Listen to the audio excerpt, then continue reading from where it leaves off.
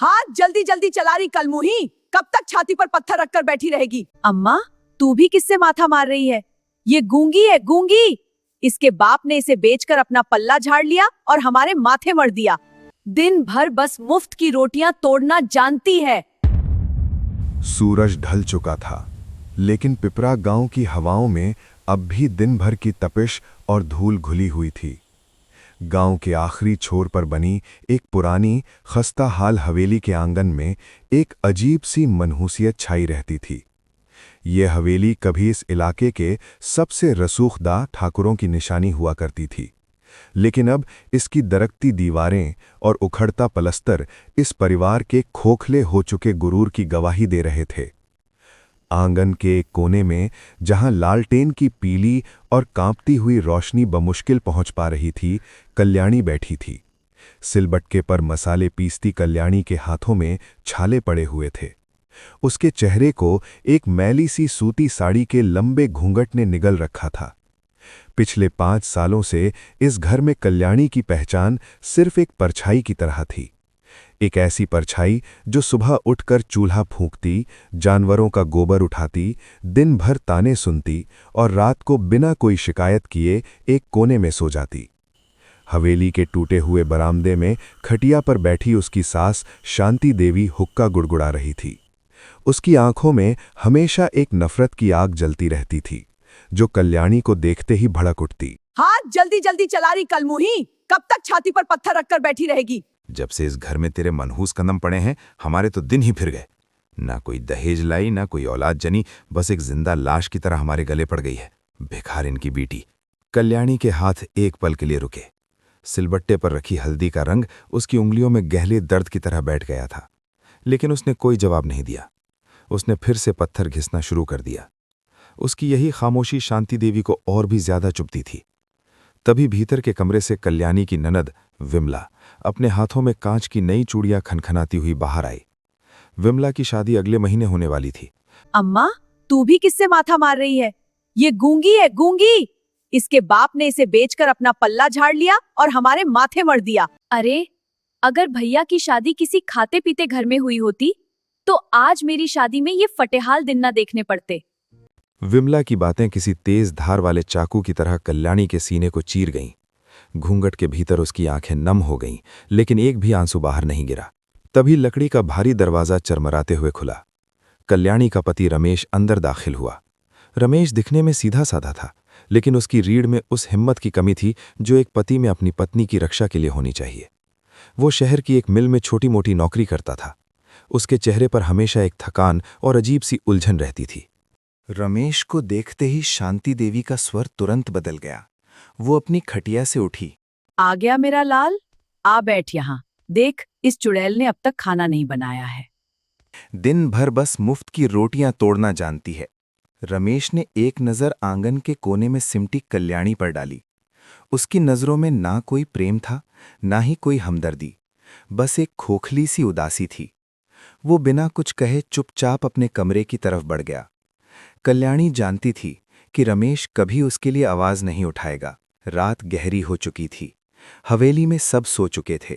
कल्याणी धीरे से अपनी चटाई से उठी। उसने अपने पैरों से पायल निकाल ली ताकि कोई आवाज न हो। वो दबे पांव हवेली के पिछवाड़े की तरफ गई। वहां एक पुरानी आधी ढही हुई कोठरी थी जिसमें कबाड़ रखा रहता था। उस कोठरी के अंदर जाकर कल्याणी ने एक छोटी सी मोमबत्ती जलाई। उस धीमी रोशनी में उसने एक लकड़ी का संदूक खोला। संदूक के अंदर कुछ मिट्टी के खिलौने, एक पुरानी फटी हुई डायरी और कुछ कागजात थे। कल्याणी ने उन कागजों को सीने से लगा लिया। उसका शरीर अचानक कांपने लगा और वो बिना आवाज किए फूट फूट कर रोने लगी।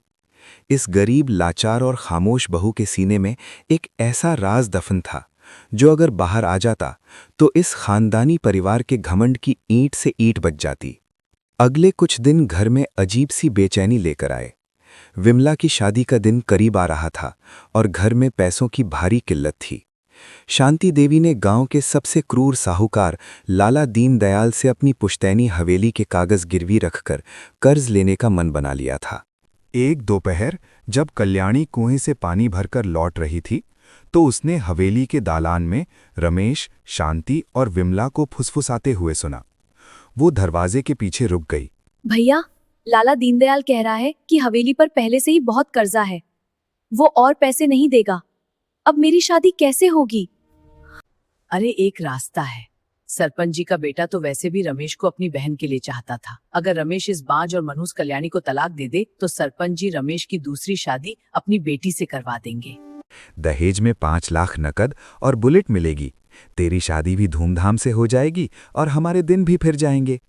कल्याणी के पैरों तले जमीन खिसक गई। पीतल का मटका उसके हाथों से छूटने ही वाला था कि उसने खुद को संभाला। अम्मा, तुम ये क्या कह रही हो? वो जाएगी कहाँ? उसका इस दुनिया में कोई नहीं है। और तलाक की बात पंचायत क्या कहेगी? तू चुप रह, पंचायत को मैं संभाल लूंगी। बस ऐसा कोई खेल रचना होगा कि पूरा गांव इस कलमुही पर थूके और इसे धक्के मारकर बाहर निकाल दे। फिर तो तुझे सरपंच की बेटी से ब्याह करना ही पड़ेगा। कल्याणी के कानों में जैसे सीसा पिघलकर गिर रहा था। वो चुपचाप पीछे मुड़ी और वापस कुएं की तरफ चली गई। उस दिन के बाद से कल्याणी की आंखों की वो बेचारगी अचानक कहीं गायब हो गई। उसकी खामोशी अब मजबूरी की नहीं, बल्कि एक तूफान से पहले की शांति लग रही थी।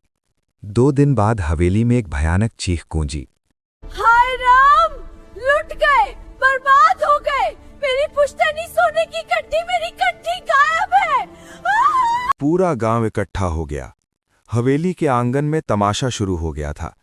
शांति देवी रो रो कर बुरा हाल कर रही थी। कल रात तक तो कंठी अम्मा के संदूक में ही थी। इस घर में हमारे अलावा और कौन है जो इस तरह की चोरी कर सकता है? ये उसी भिखारन का काम है। सबकी नजरें कोने में खड़ी कल्याणी पर टिक गईं। उसका घूंघट हमेशा की तरह नीचे था। रमेश सिर झुकाए खड़ा था। निकाल मेरी कंठी चुड़ैल। तूने ही चुराई है ना? गरीब घर की है, नीच खून है तेरा। तेरी तो नियत ही खोट से भरी है। शांति ने अचानक कल्याणी का हाथ पकड़ा और उसे घसीटते हुए आंगन के बीच में ले आई। कल्याणी का घूंघट सिरक कर नीचे गिर गया। पहली बार गांव वालों ने उसका चेहरा देखा। उस चेहरे पर कोई डर नहीं था, कोई शर्म नहीं थी, सिर्फ एक पत्थर जैसी कठोरता थी।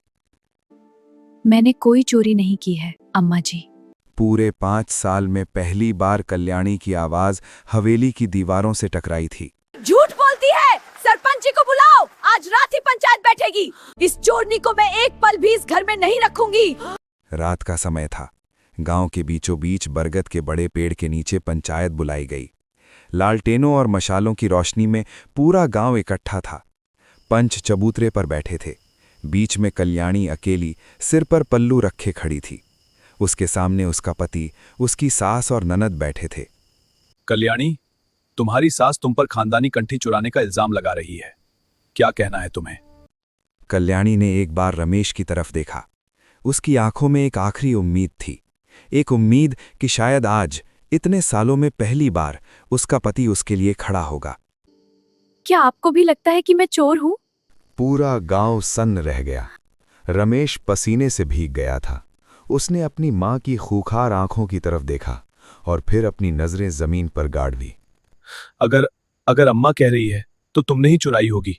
इस घर में और कोई बाहर का तो आया नहीं। ये एक वाक्य नहीं था, ये एक कुल्हाड़ी थी जिसने कल्याणी के भीतर बचे खुचे हर रिश्ते, हर उम्मीद और हर भ्रम को काटकर रख दिया। उसके होठों पर एक अजीब सी सर्द मुस्कान तैर गई। वो मुस्कान इतनी डरावनी और रहस्यमयी थी कि पंचायत में मौजूद कई लोगों की रूह कांप गई। अगर तेरा पति ही गवाही दे रहा है तो फैसला साफ है। इस औरत ने चोरी की है और इस खानदान की नाक कटाई है। कि रमेश इसे इसी वक्त तलाक दे और कल्याणी आज रात ही ये गांव छोड़कर चली जाए। शांति और विमला की आंखों में जीत की चमक आ गई। उनका प्लान कामयाब हो गया था। रमेश ने गहरी सांस ली, जैसे कोई बहुत बड़ा बोझ उतर गया हो। तभी खामोशी को चीरती हुई कल्याणी की आवाज गूंजी। ये आवाज अब उस डरी सहमी बहू की नहीं थी, ये एक दहाड़ थी। तलाक तो मैं दूंगी सरपंच जी, लेकिन ये गांव छोड़कर मैं नहीं, ये लोग जाएंगे। उसकी बात सुनकर पंचायत में हड़कंप मच गया। लोग एक दूसरे का मुंह देखने लगे। तेरी जुबान बहुत चलने लगी है कलमुही। तू होती कौन है हमें हमारी पुश्तैनी घर से निकालने वाली? तेरे बाप की जागीर है क्या? कल्याणी ने धीरे से अपने पल्लू के अंदर से एक पुराना मुड़ा हुआ लाल कपड़ा निकाला। उसने उसे खोला और उसमें से कुछ सरकारी कागजात बाहर निकाले। वो कदम बढ़ाकर सीधे सरपंच के सामने गई और कागज उनके हाथ में रख दिए। जरा इन्हें जरा पढ़कर सुनाइए सरपंच जी। सरपंच जी। इस पूरे गांव को पता चलना चाहिए कि खानदान और रसूख की असलियत क्या होती है। सरपंच ने अपनी ऐनक ठीक की और लालटेन की रोशनी में कागज पढ़ने लगा। जैसे जैसे उसकी आंखें पन्नों पर दौड़ रही थीं, उसके चेहरे का रंग उड़ता जा रहा था। उसके माथे पर पसीना चमकने लगा। ये कैसे हो सकता है?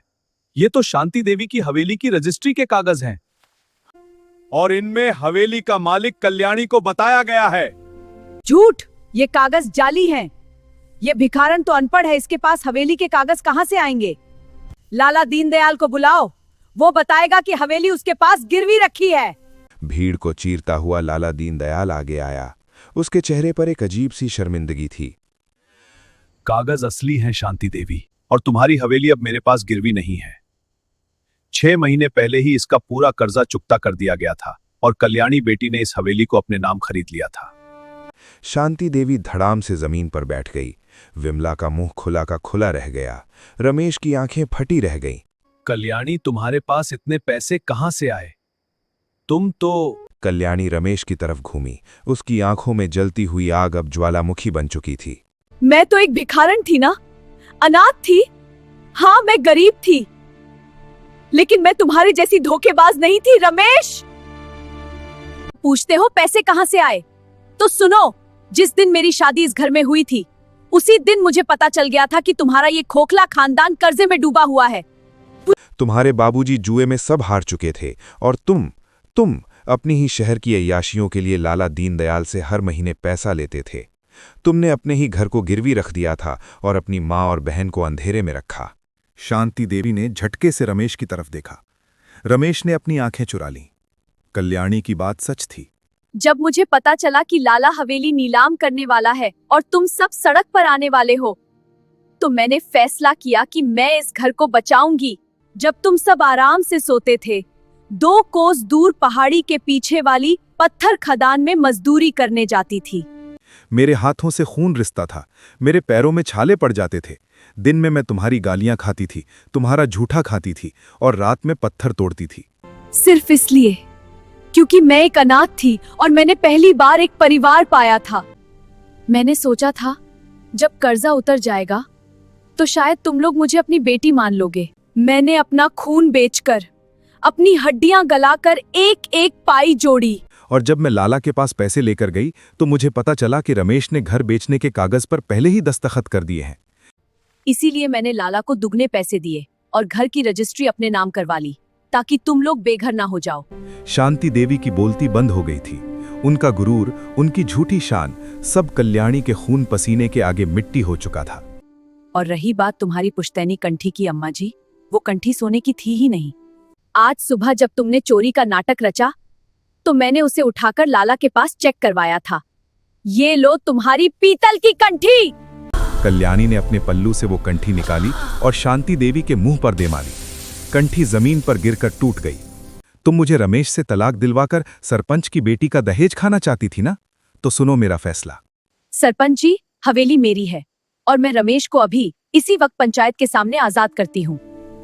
उसने अपने गले से मंगलसूत्र नोच कर निकाला और रमेश के पैरों में फेंक दिया।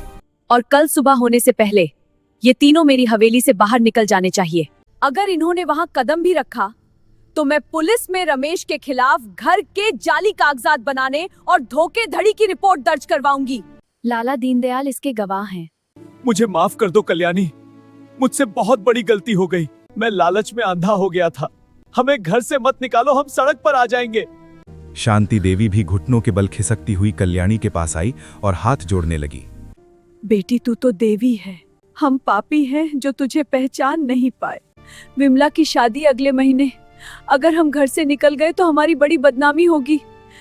डोली कहाँ से उठेगी? हम पर तरस खा ले बेटी। दया तब की जाती है जब सामने वाले में सुधार की गुंजाइश हो, लेकिन इन लोगों के भीतर सिर्फ अहंकार और लालच था। जब मैं आंसुओं से भीगी हुई रात भर पत्थर तोड़ती थी, तब तुम लोगों ने मुझ पर तरस खाया था। जब आज भरे समाज में मुझे चोर और चरित्रहीन बताकर मेरी इज्जत उतारी जा रही थी, तब तुम्हें बदनामी का ख्याल नहीं आया। अब बहुत देर हो चुकी है अम्मा जी। दया और ममता की कल्याणी खदान के पत्थरों के नीचे कब की दबकर मर चुकी है। अब जो तुम्हारे सामने खड़ी है वो सिर्फ इस हवेली की मालकिन है। कल्याणी वहां से मुड़ी और बिना पीछे देखे पंचायत से बाहर निकल गई। रात के अंधेरे में उसका साया धीरे धीरे हवेली की तरफ बढ़ रहा था। पीछे पंचायत में सिर्फ रमेश, शांति और विमला के रोने और गिड़गिड़ाने की आवाजें आ रही थीं। जो हवेली कल तक एक गरीब बहू के आंसुओं की गवाह थी, आज वो उसकी आजादी और ताकत का प्रतीक बन गई थी। कल्याणी ने बिना कोई हथियार उठाए, बिना कोई गाली दिए, सिर्फ अपने सच और अपनी मेहनत से ऐसा बदला लिया था जिसकी गूंज उस गांव में पीढ़ियों तक सुनाई देने वाली थी।